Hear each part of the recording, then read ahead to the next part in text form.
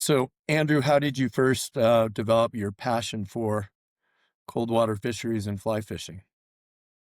Well, good question. So my dad is a fly fisherman, and he used to take all of us kids up to Aspen for a conference. He's a pediatric infectious disease specialist, and there was a conference there every year. And we would go fish a creek called Lincoln Creek, and I don't think it was fly fishing at first, but it evolved to fly fishing. And so that was my earliest taste of it, was with my brothers and sister and dad on Lincoln Creek. And then in graduate school, I went out and did a internship in the Catskills with a buddy of mine from college, and he had a pond on his property near Roscoe, New York, and we'd catch brook trout out of the pond all day, and that's sort of where I dialed in my technique, for lack of a better term. But and then ever since, I figured out that I could make a career out of fisheries work, and so I've just gone from there. I thought I was going to be a veterinarian, Mark, but I just married one instead, and that's been easier than going through veterinary school. But yeah, it's been a good journey so far. Very cool. Very cool. So, um, what are kind of your beliefs overall in terms of how fly fishermen can help conserve our sacred resources and your part in that?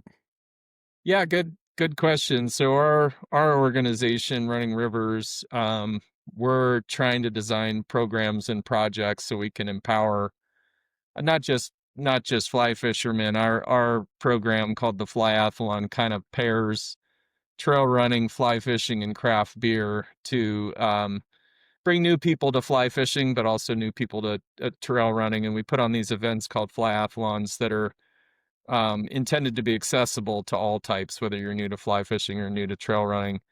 But it's also intended to be a fun way to introduce these folks to the idea of conservation. Our motto is conservation through recreation. So we're um, creating these opportunities for people to come out and have a good time in the woods, but also then to raise some money for native trout conservation here in Colorado and the other places we hold these flyathlon races. We've got one in New Mexico, we've got one in Iowa, we've got one in North Carolina. So we're really just trying to get people to understand that they can have a role in protecting those native fish in their backyards. And so traditionally we've done that through the Flyathlon program by raising money that we would then partner with existing organizations like Trout Unlimited or state and federal agencies to do projects on the ground.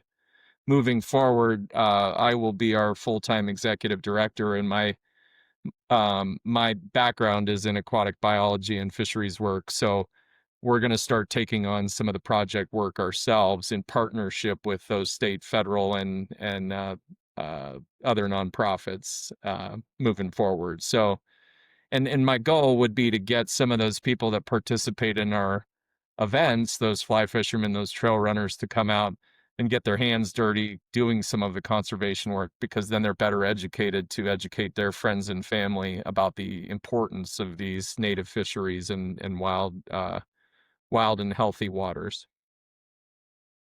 Wow, that's that's incredible. And how do you interact, or how have you worked in conjunction with Colorado Trout Unlimited or Trout Unlimited in general? Yeah, so I've got a lot of great contacts both at the state and national levels of Trout Unlimited. David Nickham with Colorado Trout Unlimited, and I go way back. Even they were actually the fiscal sponsor for the first couple years of the Flyathlon before Running Rivers was its own organization. So Nickham really helped us to get the program off the ground. And then with the national TU program, I've got some great colleagues that We've done a ton of project work over the last 10 years. We've been doing Flyathlon races for 11 years now. This was the 11th. And so we were able to bring some of the funds we raised through these races to Trout Unlimited so that they could leverage to go out and get grants to do a greater scope of work. So, and then I've been out on the ground this summer in particular doing a lot of the work with them, whether it's a fish salvage project on a ditch that is in Great Sand Dunes National Park, or we do a brook trout removal project in a Rio Grande cutthroat trout project or stream down in southern Colorado. So we work hand in hand with National Trout Unlimited a fair amount so far. Wow. So potentially you could be helpful in introductions to be on this podcast with some Trout Unlimited people. For sure, I know a lot of good TU folks locally and state biologists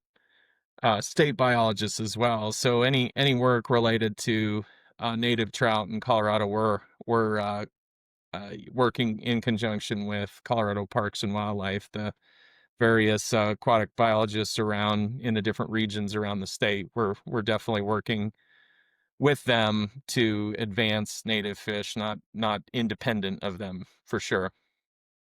Wow. Very cool. Did you ever, were you ever involved with any work up at Duck Lake, the top of Guanella Pass, I with all was the not. I, greenbacks?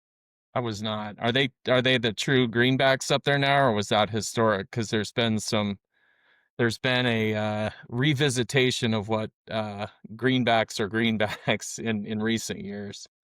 Wow. Yeah, I'm apologies, I'm certainly not that educated. Well, I know they would come up and capture eggs and take them off into captivity for obviously a much higher success rate and expanding the at the time what I believe they thought was like the purest form of greenback. Right, and they've done so for your listeners. There's been an evolution in understanding of what cutthroat are native to what drainage is, what are true greenbacks versus what they thought were greenbacks, which are a subset of what they called Colorado River cutthroat trout. So the genetic um, the evolution of genetics has allowed us to really dig deeper on what fish belonged where, and so that conversation around which fish is native to which basin has evolved over recent years. And so the true greenbacks in I think in the early 2020s were found to just exist in one basin down in Colorado Springs, but their actual range based on museum specimens of fish is the South Platte drainage. So this one population of true greenbacks was outside its native range, but now has been brought back in and reintroduced in a number of places within the South Platte drainage as the true greenback. So it's an ever evolving question of what belonged where, because there was so much movement of fish around historically through fisheries management. But it's I think they're in a good place now, Parks and Wildlife, in terms of what fish they think are native to what watersheds in Colorado. Wow. Fascinating. Fascinating. So if you don't mind, tell us the story of how you originally got Running Rivers going. Sure. It was born out of just three passions that I had, which are trail running, fly fishing, and craft beer. And I worked for the U.S. Geological Survey at the time. This is back 10 plus years ago. And I would, at the end of the day, if I had any daylight left, I would go for a run back up into some watershed wherever I was and go fishing for a bit and then run out. And I always had craft beer in my federal vehicle in a cooler. And, I was oftentimes sleeping out of the vehicle. So I would just, at the end of the day, run, fish, and then have a beer and crash out. And so I, That's there were several years of that. And then it kind of dawned on me that, um, I think I saw a swim bike run sticker, the USA Triathlon. And I was like, well, hey, we could just do run, fish, beer.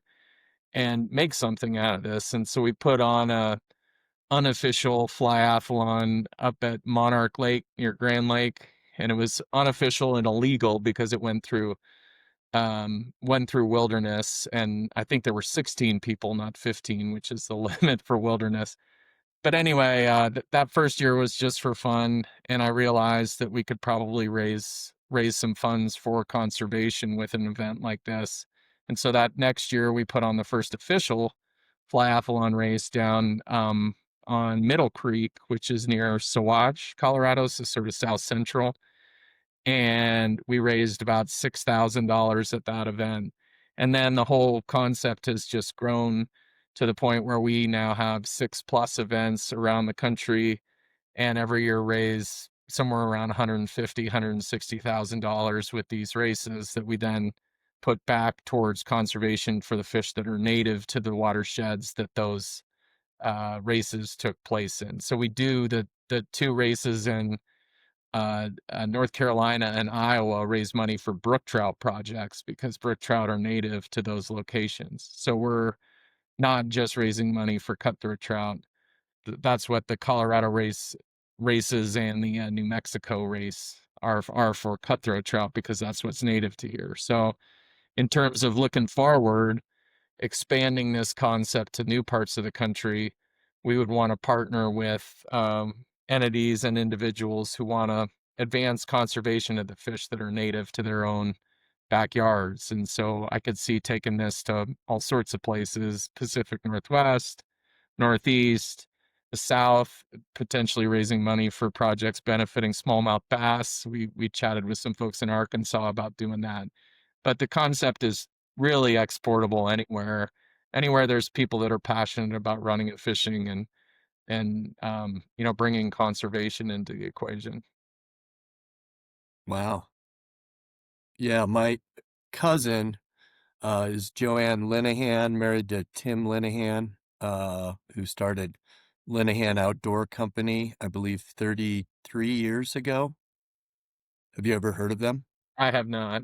They're up out of Yak, Montana, which is the utmost northwest corner of Montana.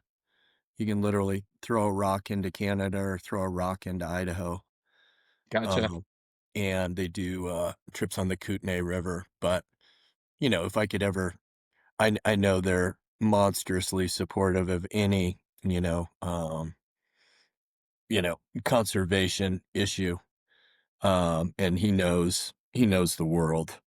Yeah, He's we've had some conversations with folks in Montana about bringing the program up there. Challenges in Montana: they have a ban on competitive fishing events on moving water bodies. So you could potentially do it on a lake or pond in the area, but the rivers, they have a ban on competitive fishing events in Montana, at least last I checked. And so we've looked at other places neighboring, like in Idaho, Wyoming. We've had interest in Oregon and Washington to bring it there, California. But at least for right now, so long as Montana has a ban on competitive events, it's probably out of the picture for the flyathlon to be in Montana anytime soon. Although it's not a truly competitive event, we try to set them up so it's accessible to just about anyone. We have the cutoff times to finish the course and catch a single fish are 6 hours to go, 7 to 10 miles. So it's not you could walk it and be successful. And then we have awards for the biggest and smallest fish, as well as the top male and female. So you can catch the smallest fish and finish with 2 minutes to spare and still win the whole thing. If you play after the race, we have something called the Leisure Sports Olympics, which starts with cornhole, where top male and female face off against biggest and smallest fish in cornhole. In the winter, then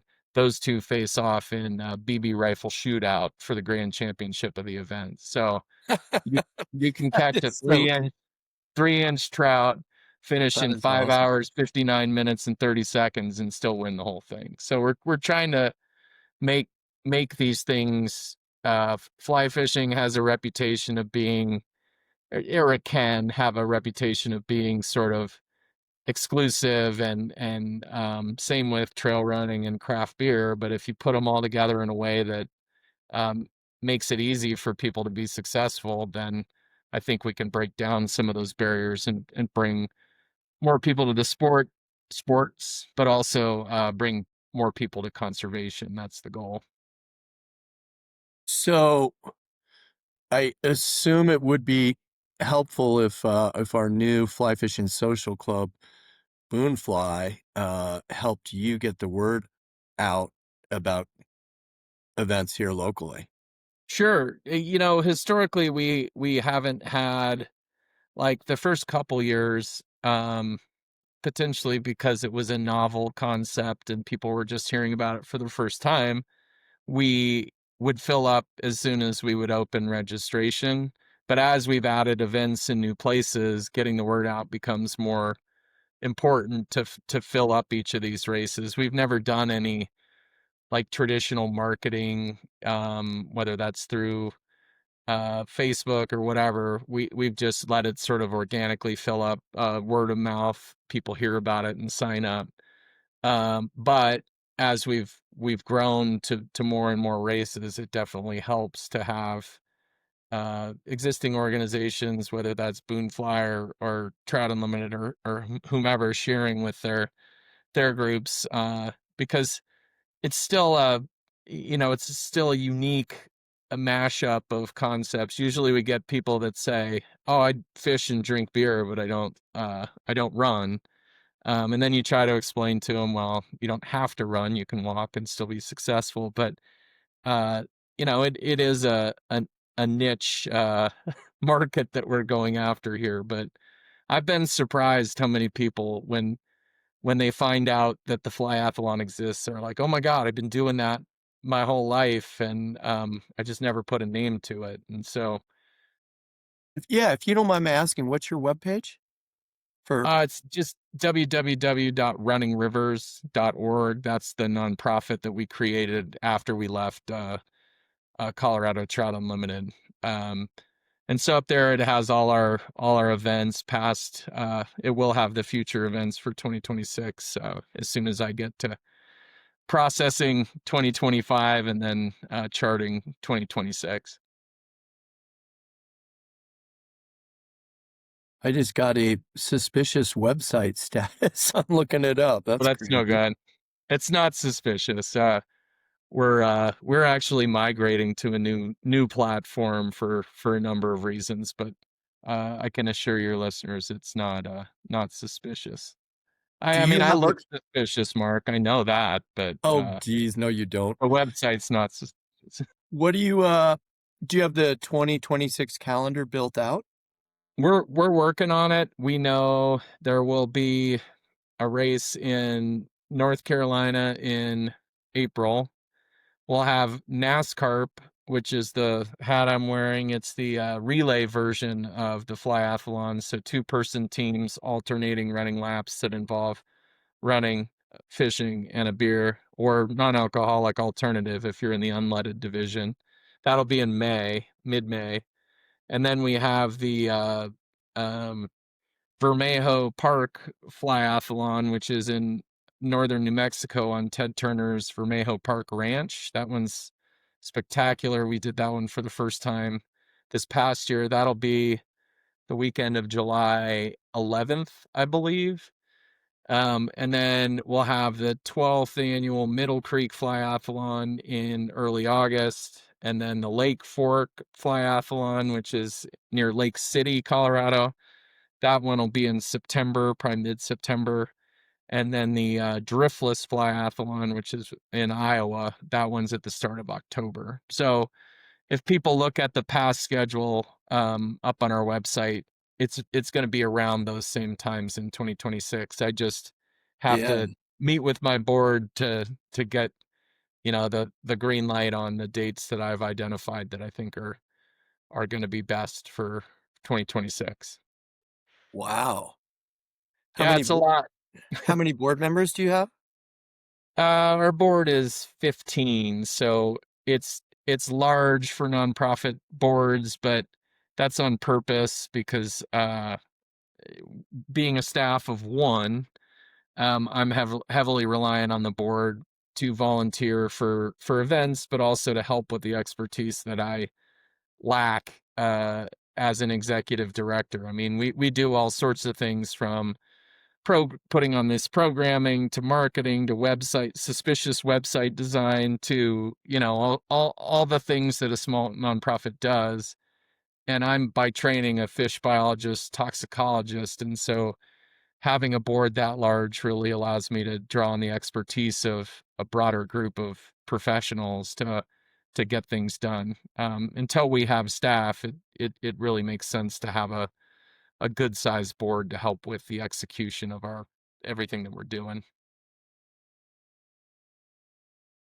Yeah. So, yeah, I think so. Yeah, I'm the founder of Boonfly and kind of sort of the current chairperson. I was fortunate to find an individual by the name of John Hubin and another guy who is an incredible process guy with all the engineering he's done his whole life and teams he's led. So I'm slowly becoming more of the ambassador role of Boonfly, which is perfect because that's what I want to do. That's what I want to be. But yeah, I mean, if we have permission, we would love to, you know, potentially even sponsor the two Colorado events. Yeah, Um, so there's three in Colorado. So there's NASCAR, and then there's the two traditional flyathlons, one in near Saguache and one near Lake City. But yeah, just let me know. And for anyone out there who's interested in maybe works for a outdoor gear company, that's how we raise money with these races. Is we get 60-ish people to sign up for each race, and then we incentivize those people to crowdfund for conservation. So they go out with our messaging and say, you know what, I'm raising money for Running Rivers as a part of this event, and then we incentivize that fundraising with gear donated by uh, conservation-minded outdoor businesses like Patagonia, like Ross Reels, and that's how we get get to fundraising totals like 150 grand across the number of races is through incentivized crowdfunding. wow, that's spectacular. So, what do you see yourself doing in 5 years? Where do you want to be? What's your dream for Yeah, five yeah. years? Well, funny you ask. We're in the next couple months. My board and I will be. We're at the end of our first strategic plan, which the culmination of that was hiring a full-time executive director, which we've done. That's me. And so um, within the next couple years, 3 to 5 years, we plan on expanding programming, bringing the flyathlon to new parts of the country, but also standing up some additional programs to be determined, but then really growing our project work too, taking on some projects ourselves. Um, and at the end of it, I would love to have uh, staff as well. So in the next 3 years, I'd love to bring on someone to lead the programming side of things and someone to lead the project side of things so that I can focus on. I mean, I would still be involved with those things, but the more we grow, even as a full-time executive director, it's a lot to do. I think any small nonprofit executive director would have the same um, challenge. It's really just a lot to handle, and so bringing on staff within the next couple years would be great. And so we're going to be looking to foundations, to grants, to outdoor businesses, to not just put forward the products that we can leverage for fundraising through our programs, but also to support us as an organization as we grow from a very small nonprofit to a slightly larger nonprofit and grow our impact along the way. Wow, that's awesome. I feel very fortunate to talk to you about this. So, switching gears, so you've been passionate about fly fishing literally your whole life? Yeah, yeah, I'd say my younger years, as a teen, I was super into lacrosse, and so it took that ate up most of my summers was going to lacrosse camps and stuff like that. But I'd say since my early 20s, I've kind of running also came in my early 20s. I have two older brothers, and they were running road marathons at the time, and they kind of baited me into doing the St. George Marathon out in Utah, and they didn't think I could finish it because I'd never run one before. I was inherently kind of lazy, and I finished that one, and then I got sort of addicted, and then I discovered trail running, and I've been doing that ever since. And trail running evolved to ultra running. I've done a number of 50-mile, 100K last summer, and I'm growing from there. But we've actually on the ultra running side, one of the uh, we've created a series of challenges that are flyathlon adjacent, and so they're long distance versions of the flyathlon. So the first level is called the Trout Man or Trout Woman, and you got to run a marathon or more, gaining 3,000 feet or more, catch four different fish species, three of which are trout, and drink a 12% beer in under 12 hours. You can substitute in something for the beer if you're not a beer drinker, like a ghost pepper or macing yourself, or just something substantive to celebrate the accomplishment. But and then we go up from there to Old Trout, which is 50 miles and five fish, Lucifish, which is 66.6 miles and six fish, and then the ultimate pinnacle is Finsanity, which is 100 miles, 10 species, 20% beer, 10,000 feet of gain in 48 hours, and we've had two guys complete that, and that's my goal for next summer is to get out and complete that. And at each level, we have these belt buckles that you can earn if you successfully reach each of these progressively harder challenges. So Oh that's my kind of gosh. yeah, that's how my interest in all this has evolved is I just kind of make up dumb stuff for me to do myself in addition to the stuff that the organization is doing. Wow. Very cool. Are you a believer that the skills that you learn in fly fishing are relatable to other aspects of life? Like I think teach you as so. a human being?